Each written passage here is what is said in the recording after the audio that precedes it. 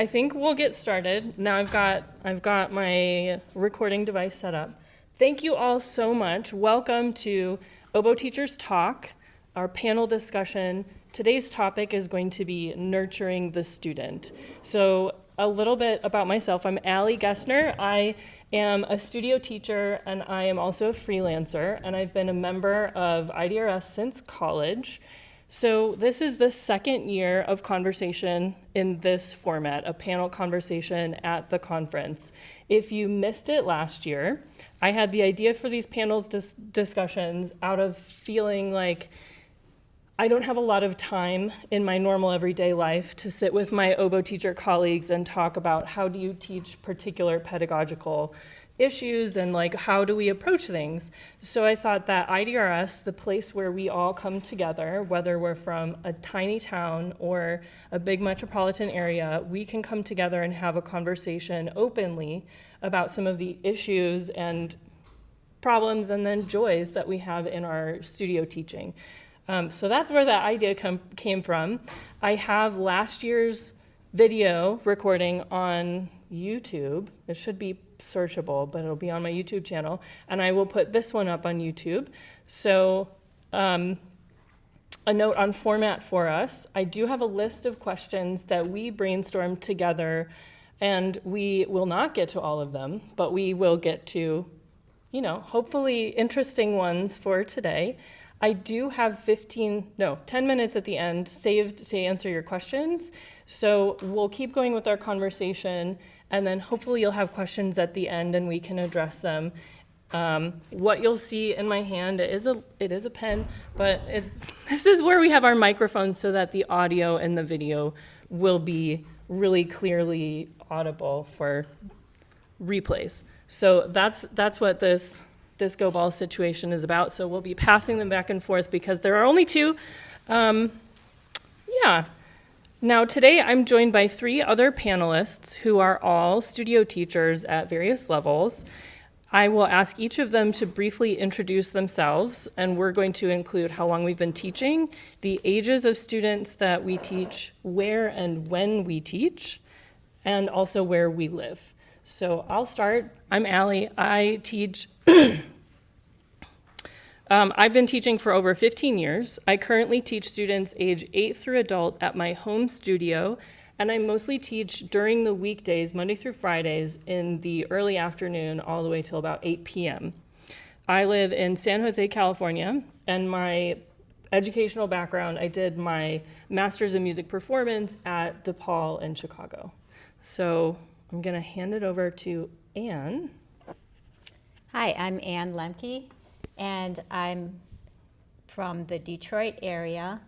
I teach at my home studio, Anne Lemke Oboe Studio, and at Cranbrook School, which is a private pre-K through 12 school with also an arts school for graduate students, for fine arts, visual art. And I teach ages about 5 or 6. Right now, the youngest one is, I think, just turned 7, until adult. And I teach weekdays from around 2 until 6:30, 7 p.m., depending on the day. And I teach some online as well.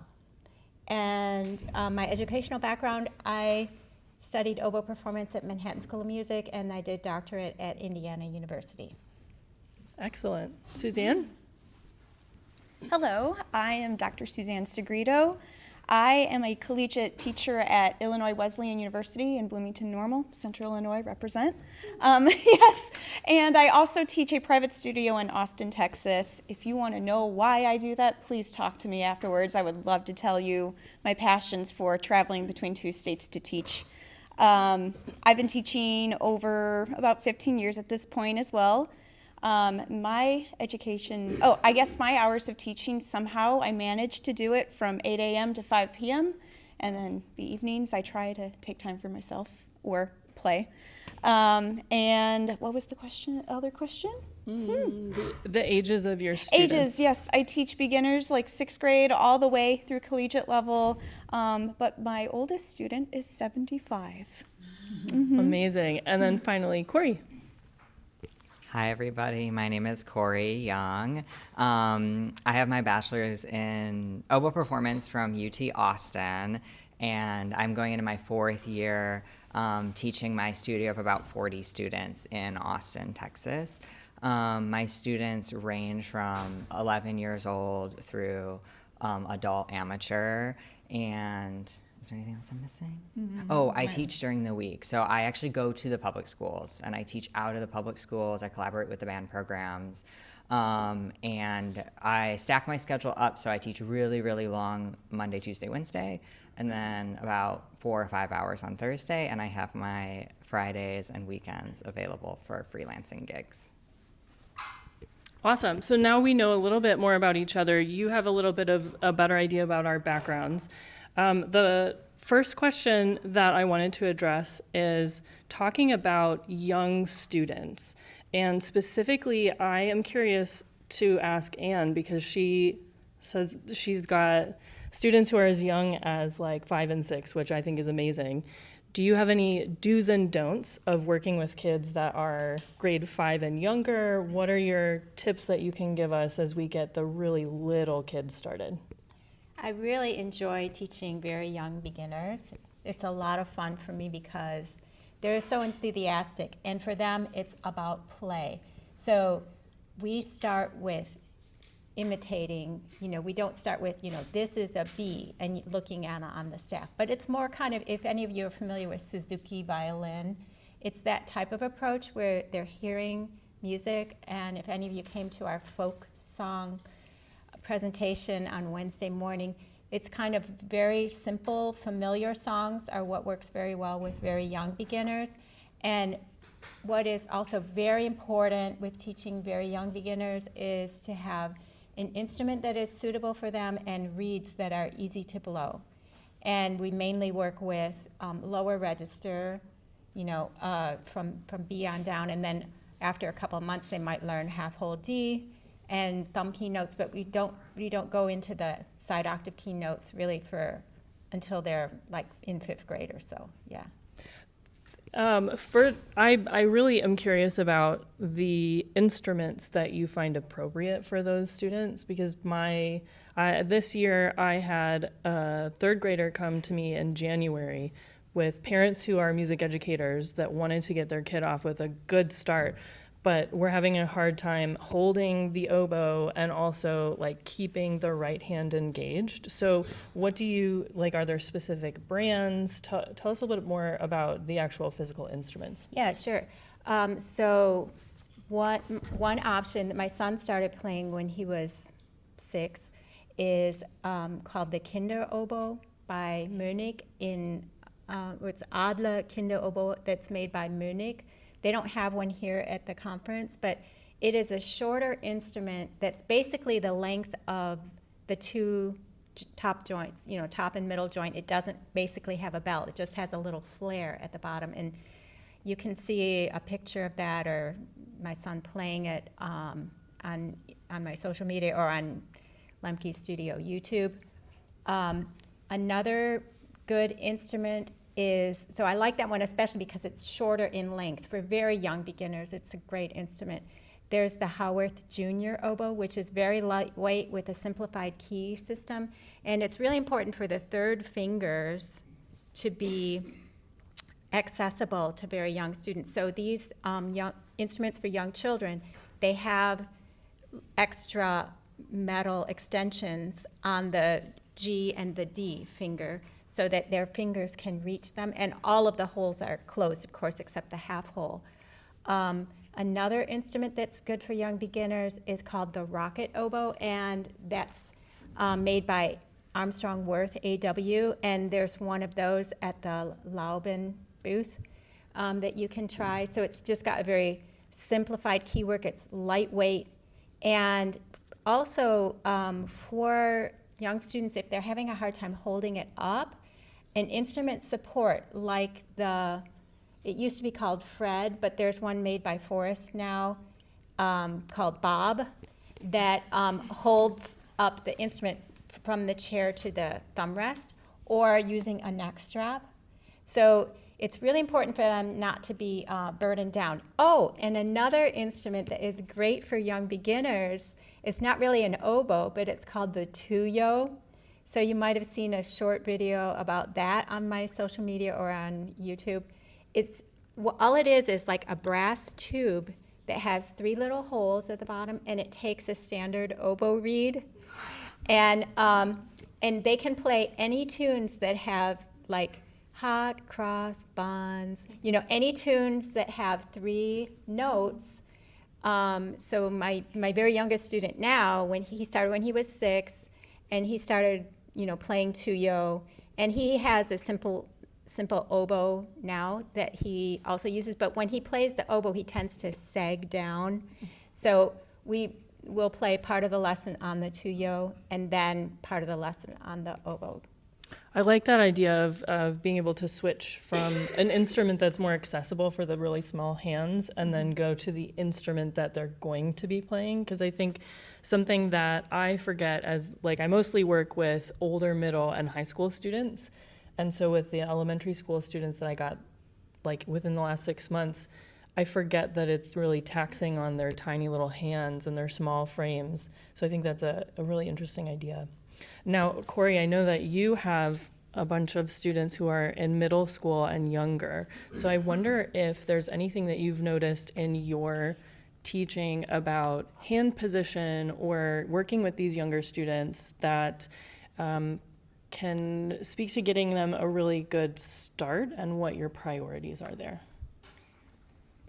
Yeah, I have a lot of trouble with the beginners in my studio getting hand position down because my students, being very fortunate in the Texas band programs, they're handed full conservatory Fox models at 11 years old. So the instrument's just too heavy, and neck straps help the students with the smallest hands.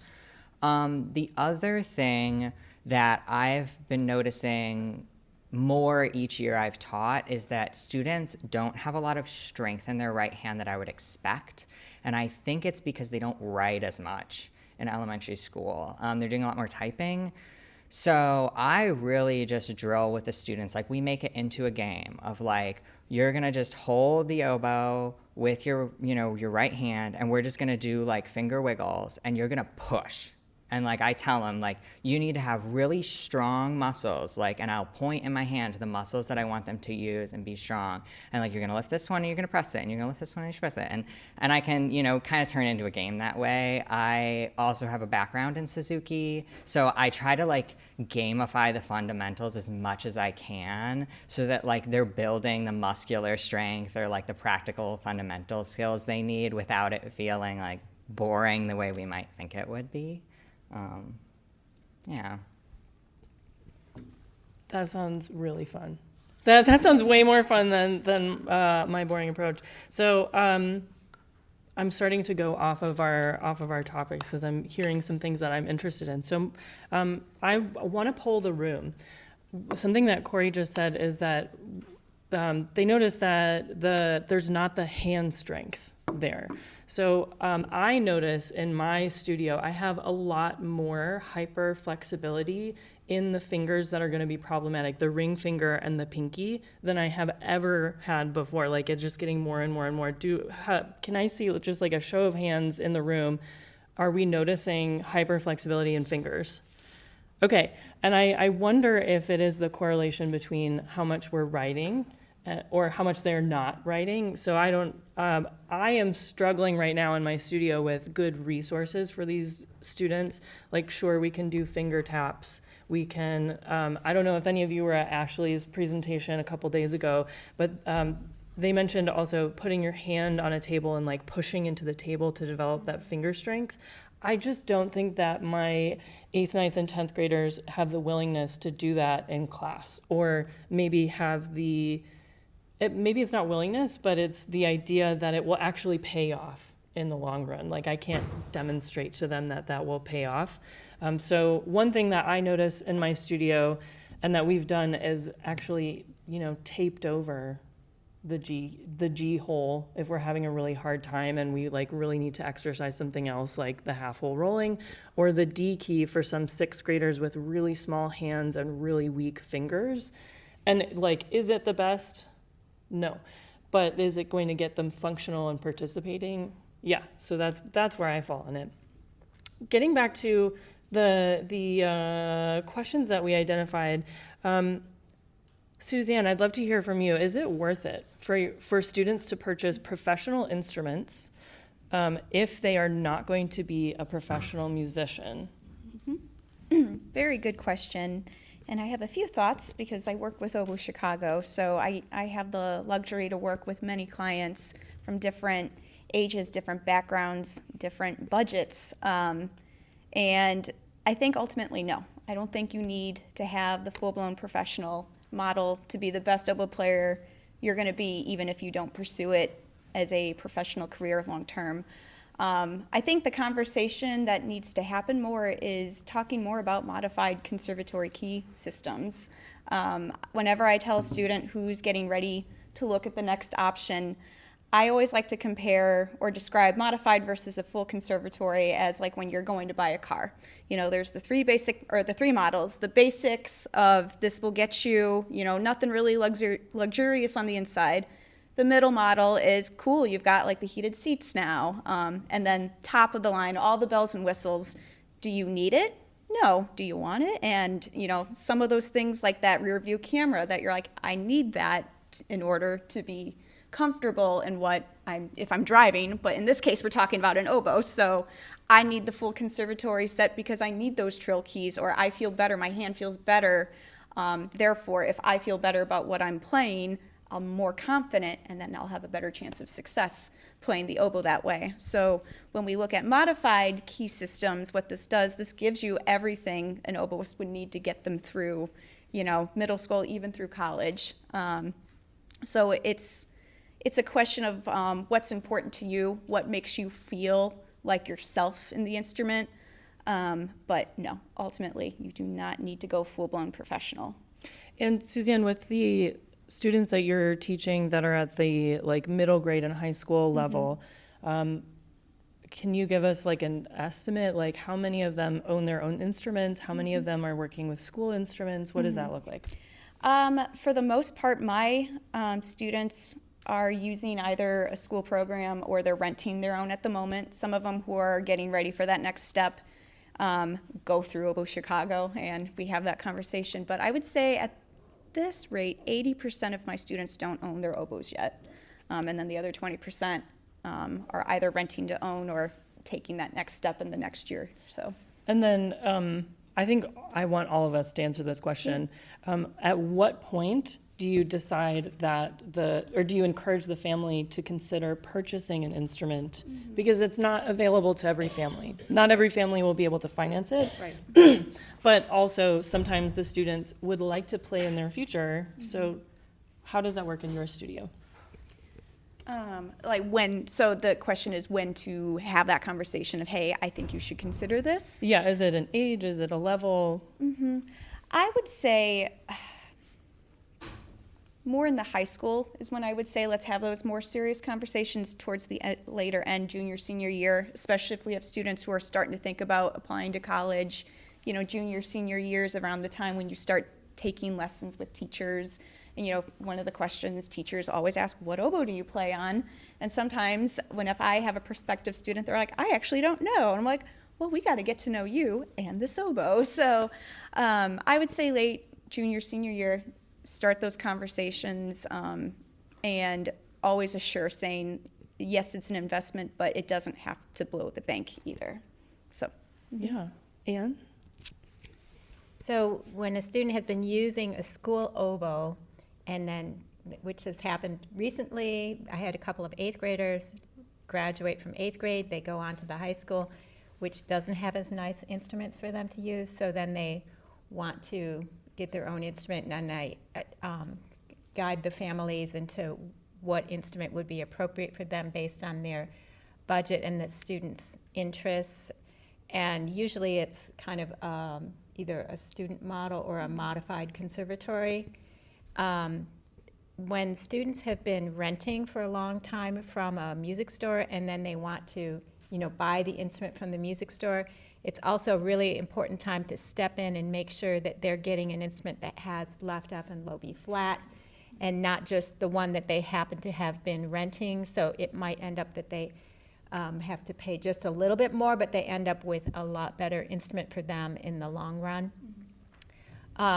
If I have students who are renting, but they have been using a student oboe that from the rental that is not really a great instrument, I might encourage them at that point if I realize that the family has the means to be able to afford.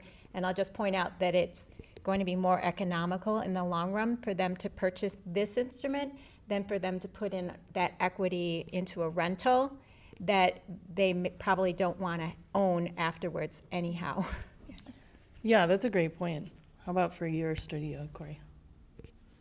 I haven't had to encourage students to purchase instruments just because, like I mentioned before, they're so spoiled. The school instruments are so good to the point where, like, sometimes they want to buy, and I'm like, you cannot afford something better in your budget, right? And so sometimes it's like having to like pull the parents back from the purchase.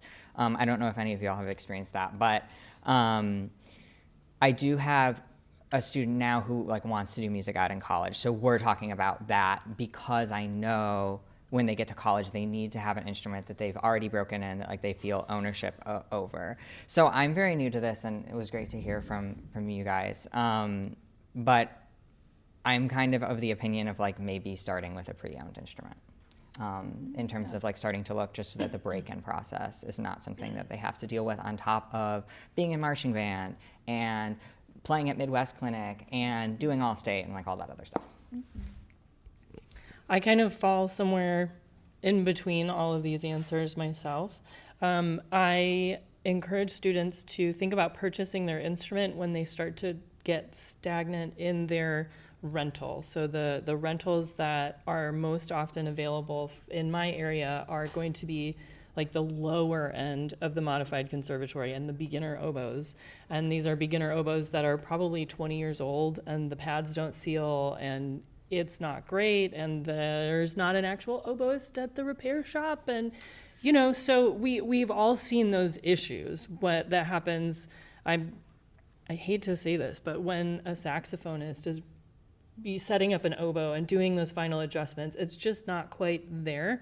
And so when my students are getting to the point where they are interested in youth orchestra, they're interested in All-State, they're starting to be practicing on their own, that's when I have that conversation with families. And sometimes that's 8th grade, sometimes that's earlier, sometimes that's like 10th grade. So, but I would like to transition into this idea of when the student has a lot of things going on, such as having a lot of marching band things happening, which I know is a big deal in Texas.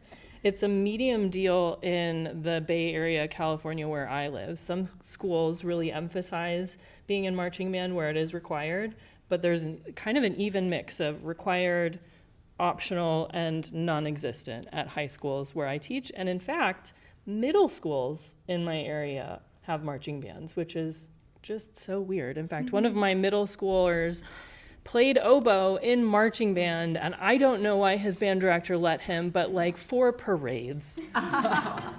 It's insane. So we're not doing that again. We've had a conversation, me and the band director, and we're not. Hopefully, we're not going to ever do that again.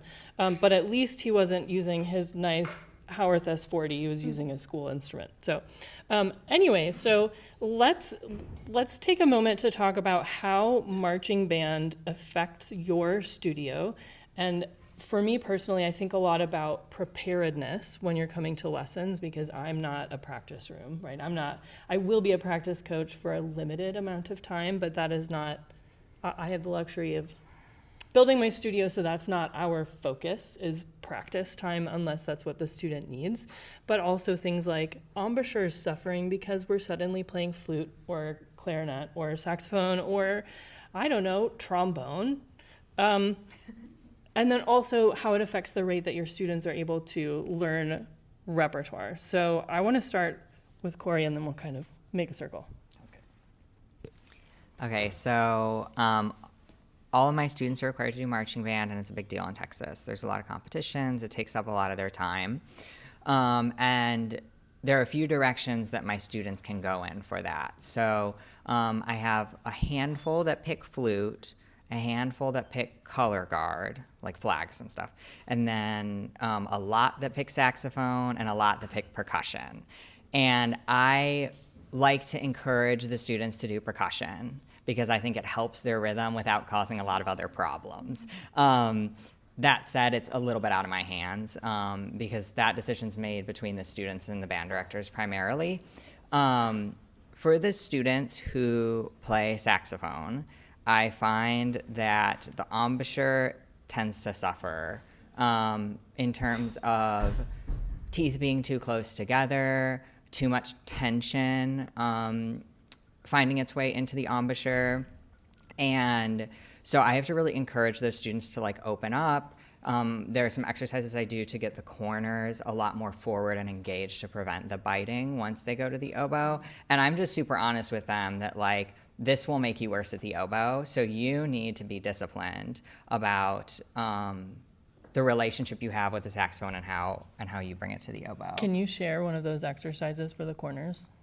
Okay, so I'll like have the student play like a half whole note, like say an E flat, and I'll have them push their corners so far forward that it sounds bad.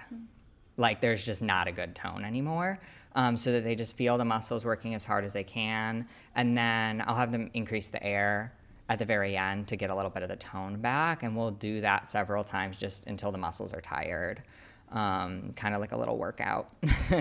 And then I recently saw a YouTube video of someone putting like toothpicks in the corners and playing. So I haven't gotten a lot of mileage doing that with the students, but so far so good. Just for like feeling the muscles there. And then with flute students, I notice a lot of problems with articulation. That seems to not affect the embouchure as much, but they start like tonguing, right? Like attacking the notes and all that stuff. So that tends to be the focus right away. With the students that pick the flute, it's like the first lesson after marching band starts is an articulation lesson just to get ahead of the problem a little bit. All right. Thank you. I'm frantically taking notes because I'm like, ooh, good idea. Okay. Suzanne, Ann? Going off of those thoughts, since I also deal with some Texas students, what I like is working with the band directors and just being very transparent, saying, you know, you keep telling me you want your students to get better at oboe. If you're putting them on saxophone, we need to find some sort of compromise with this, so that way, with all the long hours of marching band taking up their life, we have to also acknowledge their kids still, so they need to be a kid. And, you know, I know they need to practice, but I don't want them practicing that late at night. They get home from marching band like 8, 9 o'clock at night, and I'm like, you should be with your family. You should decompress. Don't worry about oboe that late.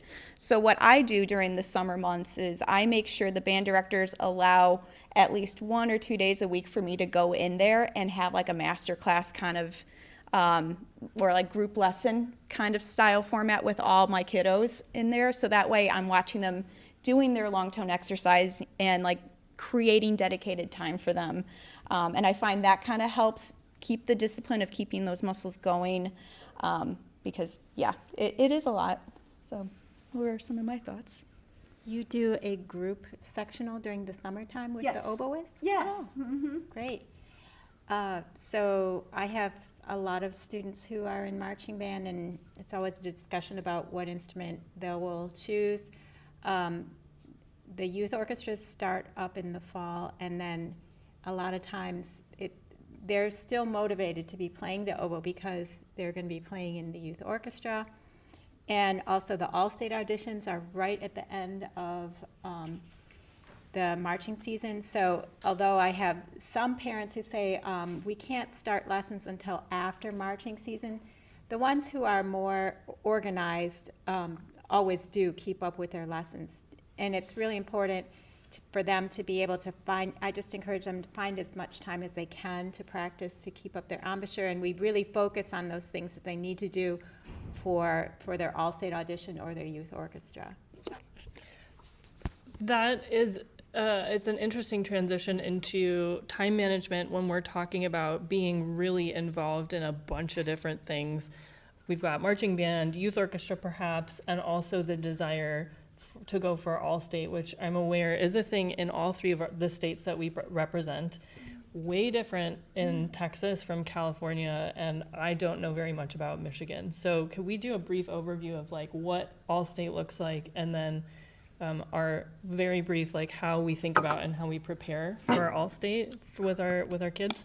So in California, they have all-state at the middle school and the high school level, and there's also at the same time a Santa Clara County honor band that my students aim for, but that's only offered for high school. So it's easier to access, like a lower level of competition for my students who are in high school.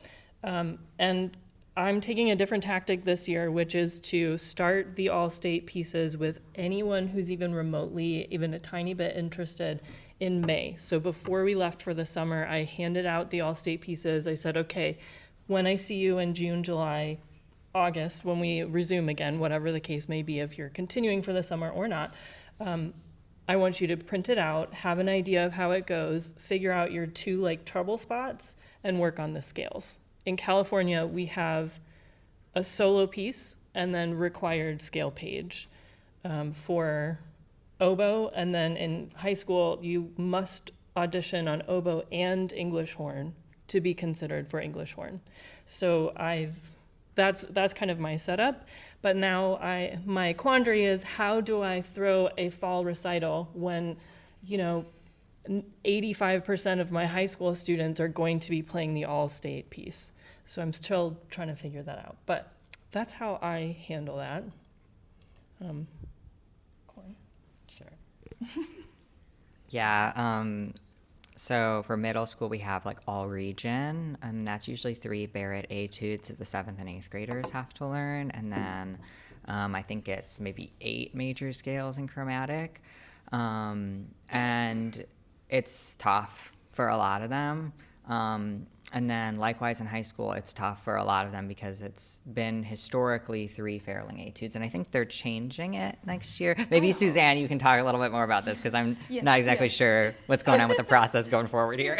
Okay, it's flabbergasting to me to like compare the California standards with the Texas standards, because there are 2 major scales in 1 octave for the middle schoolers, and a chromatic that's 2 octaves C to C in triplets. Like, and there's you get 1 solo and it has contrasting bits. So like, yeah. that's crazy. So like for 7th and 8th graders who want to try out for all regions, so like top band kids, they have to do 2 octave E flat, and that is tough. So it's like starting in 6th grade as a teacher, I'm having to prep them slowly to be able to get up there so that it's not like a traumatic experience for them when their band director is like, do it now, go, this is your tempo, metronome on, right? Yeah. And your students, they begin in 6th grade. Yes. Yes. Can you imagine the beginning of your like playing for 1 year and then playing a 2 octave E flat? Like, honestly, the students are rough. really incredible. Like, I am just amazed at what they're capable of. But it's also a lot of responsibility on me because, I want them to be capable and also like doing it.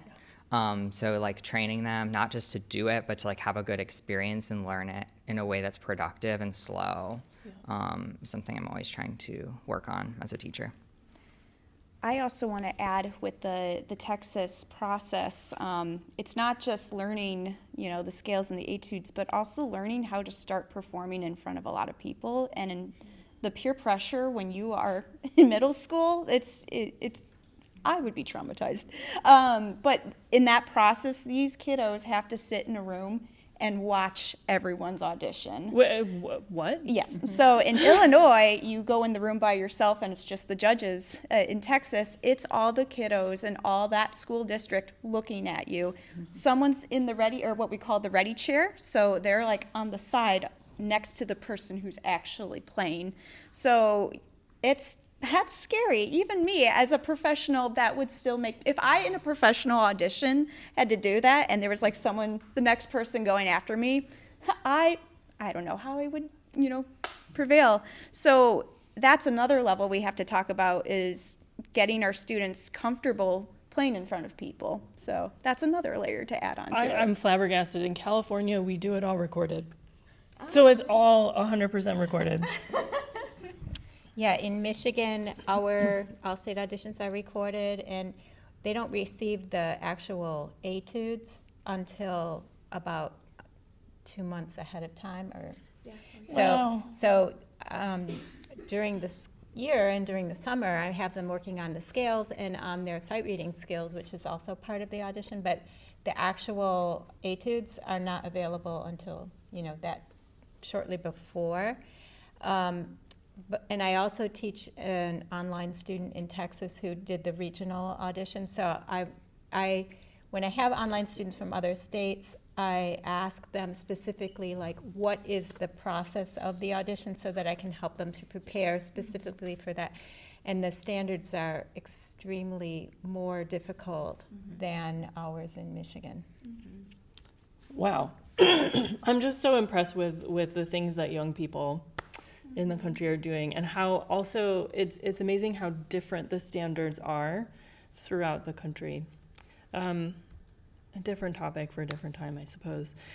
We did have a couple of questions for ourselves about difficult conversations to have with our students, and so we've got just a couple minutes to address this before we take questions. So I want to give our final question to the panel that we prepared, is how do you address personal preparation and the possibility of discontinuing lessons if a student has been coming to lessons unprepared repeatedly?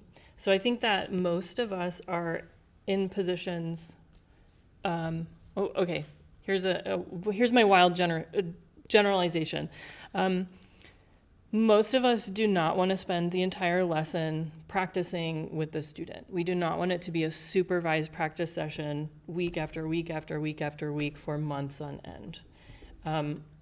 We all in this room, I think, have different ways of handling it. So for me personally, I have been able to grow my studio to the point where I sometimes have a wait list. So I interview families and I make it very clear that we are in lessons to build your skills, not to have a fun practice time with Miss Alli every single week. And if it becomes 3 months of having a fun practice time with Miss Alli every single week, that is going to make me grumpy. That's going to make lessons not fun. And it's also not a great use of the family's resources, because my joy really comes in adding skills to what the students bring to me. Now, I know that I am in a really privileged position as I'm saying all of this to you, and we do not all agree, and I think that's okay. Hopefully we can, in this room, agree that all of us have different methods of reaching our students and different things that work for us. So my take is to get in front of the issue and set that expectation early in my relationship with the student, that they will have worked on something before they come to their next lesson. With that said, there are times when I have students that take like 5 AP classes and it's AP testing time and they've been reviewing and they come in, they're like, I don't know what we're going to do. And we end up sight reading duets, and I think that is a good use of our time. We go over fundamentals. And again, I don't have a problem with that, but last year I did have a situation with a 6th grader where she would pick up her oboe one time outside of her orchestra class, and we worked on the same thing every single week for 2 months in a row. And then I asked her some questions about how things were going in orchestra, and I come to find out that she has been improvising her orchestra music. And then we start working on the orchestra music, and again, it's the same thing over and over, where we're saying like, okay, you have to read the music, now let's say and finger, and let's do the thing. And then every other week, her lesson would be canceled because she was not necessarily well. So we have a situation that was a little bit irritating to me all around. And I made the decision for myself after it was 8 months of this, that, okay, you are not preparing yourself in a way that you can be successful on the oboe. Your air is not strong enough. Your embouchure muscles haven't been developed because you don't spend time playing. And when you're in orchestra, you're making it up. So I had the conversation with her and her mom and was basically like, well, I don't think my studio is the right fit for you. I'm happy to refer you. And that is the last that I've heard of them. So that has been not a great situation, but that's how I navigated that. And at some point as a studio teacher, we have to decide what our boundaries are, and we have to be okay holding up those boundaries in difficult situations. So that's one example from my recent past where I upheld my boundaries too.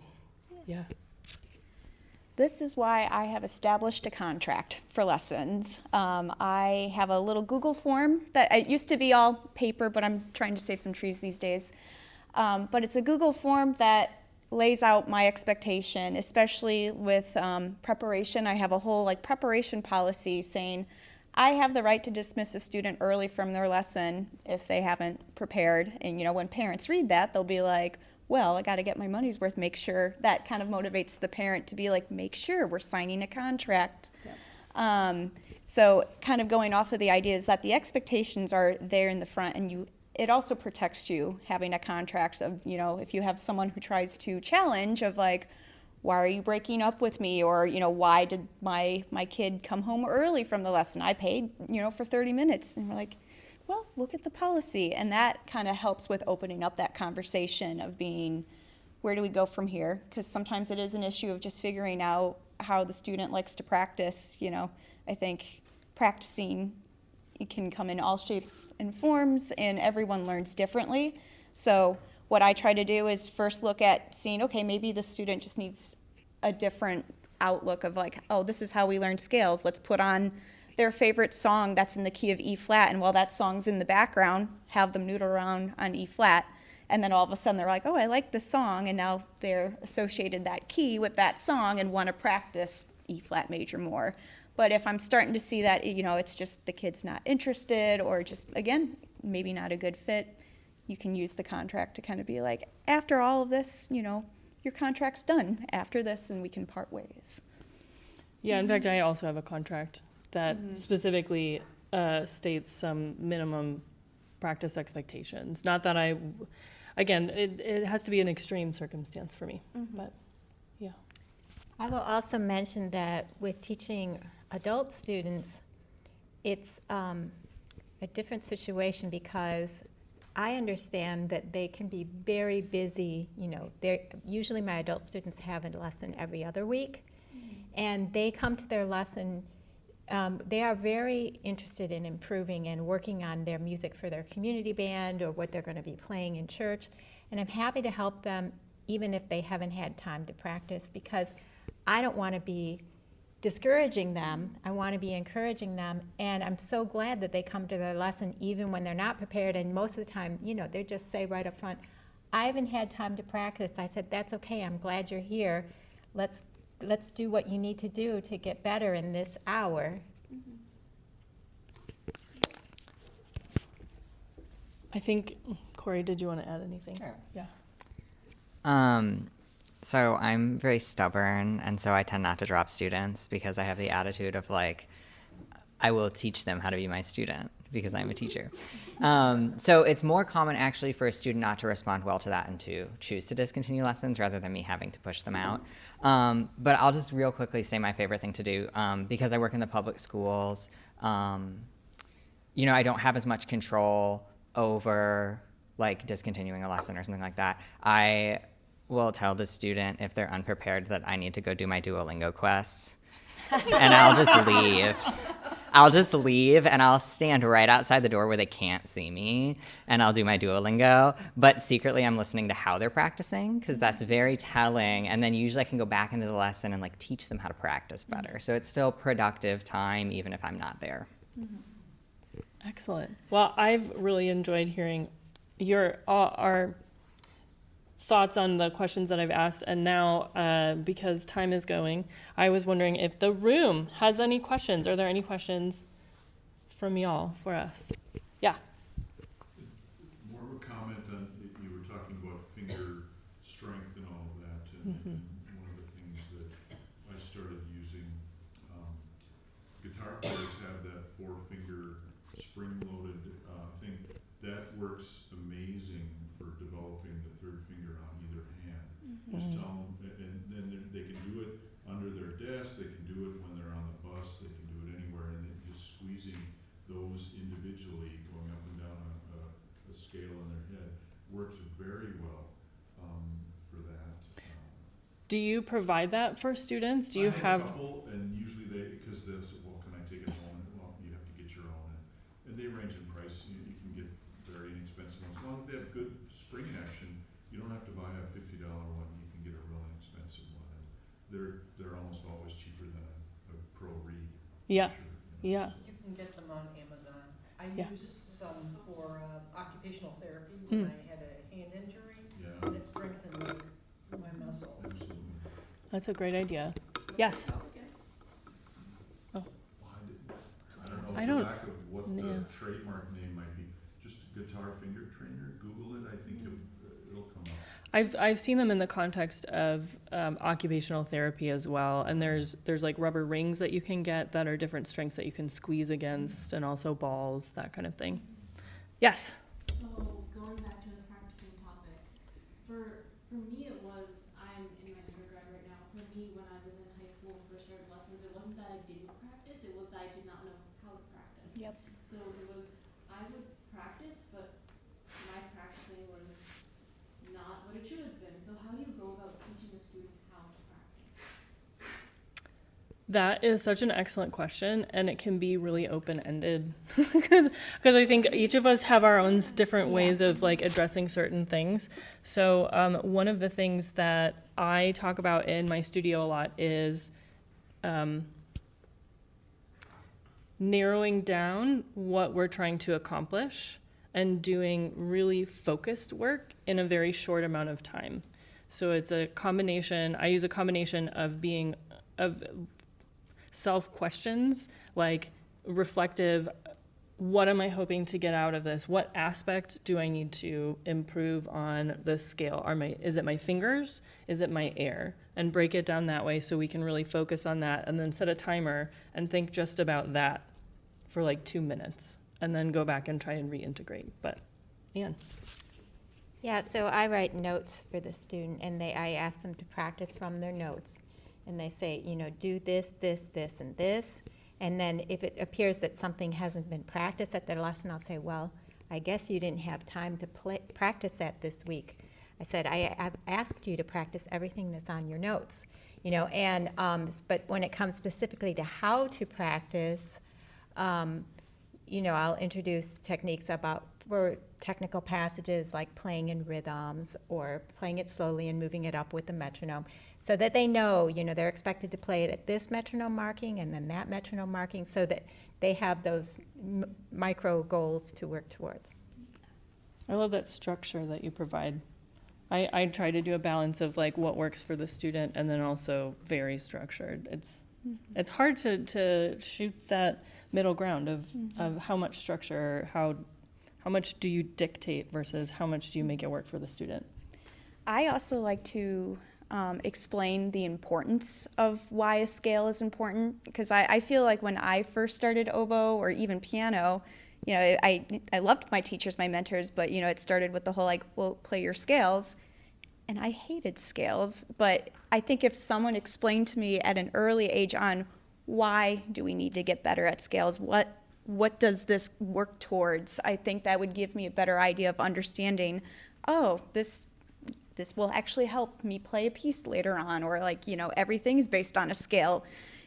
Having the explanation, not just, okay, we're going to learn the scale today, and also having the student ask questions and challenge your idea.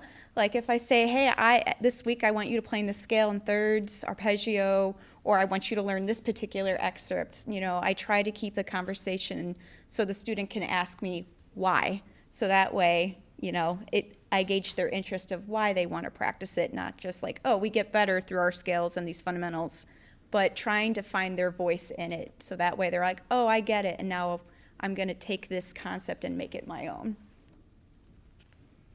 I think you guys covered it. Okay, yeah. Any other, yes? How do you go about partnering with the school system? Ooh, in California, I approach the band directors directly, and then if they want me to come in and do sectionals, which I do during the day, but it's not nearly as much as what Suzanne and Korey are doing, I go through the district process of onboarding, whether it's watching videos or fingerprinting, but. Yeah, I think in Texas, the best way to get started teaching in the schools is just to make connections with people who are already doing it, because there are always more students than teachers, luckily, in Texas. So if you know someone who's already teaching, you can let them know you're interested in getting students, and then they can put you in touch with band directors. I imagine outside of Texas, there's some of that too, depending on how large the area is that you're in. I haven't had a lot of luck like cold emailing band directors though, so I would go towards like oboists or bassoonists first to get your connections. Cold emailing is really hard, but that has been the way that I have built my connections in my community where I live. The different personalities of band directors and how strapped they are for good oboists is going to determine how much they get back to you. And I want to encourage all of you, if you are cold emailing band directors, it is okay to email them once and then a week later and then maybe 2 weeks later, just to keep it on the top of their inbox, because they do so much throughout the day. It just gets lost. And it's not that they don't want to hear from lesson teachers. They actually really do. It's that they have no capacity. Yeah. Any other questions? Just a quick question. Yeah. What about read making? Ooh, okay. Teach read making? That's a quick question. The way that I teach reed making is I do a group class and we go backwards through the process from adjusting to scraping from a blank to tying. And once students have taken level 1 adjusting, we can do reed making at any point in their lesson. So that's a great option if they are the high schooler that's over involved and hasn't been able to practice, then they bring a reed to me and we spend the lesson doing adjusting. But yeah. I also like to incorporate reed making in lessons with students, even with very young students who don't yet make a reed. They're fascinated to see the process. I'll tie it on, and they get to pick which color thread, and then we start it, and then the next week we scrape it and finish it, and then they get to play on their own reed. I start reed making with students after they finish 6th grade, so when they can get their own reed kit, and sometimes they can participate in our summer oboe seminar. Otherwise, we can do it in their private lesson as part of the lesson, maybe like 15 minutes out of a 45-minute lesson. Cool. Yeah, Ashley. I don't want to jump in, but I have a comment. Yeah. If you're moving to DFW to teach oboe or bassoon, there is a Facebook Messenger group for double reeds in general and a Facebook group for DFW oboes, and everyone will be posting in there. The school is looking for people. I have no room. Lots of times, especially in these coming months. This is the season. That's amazing. About September. I love to hear this because I have often felt alone in a sea of non-oboists and like, where do I go for resources, which is why we're here at this panel. But I love that oboe teachers are putting. Dallas, Fort Worth, DFW oboes. Oh, okay. And then there's, so if you're the Dallas, Fort Worth area, and I don't know if other areas have something similar. Yeah. In Texas, we probably should organize some things. We do. I think there's some Boston Do you double encourage reeds. online lessons? What? Do you encourage online lessons? For the Dallas-Fort Worth Oh, area? Or do you prefer I mean very specifically in person. When in schools person? are- Okay. The band director's on to it. I don't want to do. No, that's okay. We actually are at the end of our time, so we do have to wrap up. Thank you so much, everyone, for coming. I appreciate a larger audience than last year. Woohoo!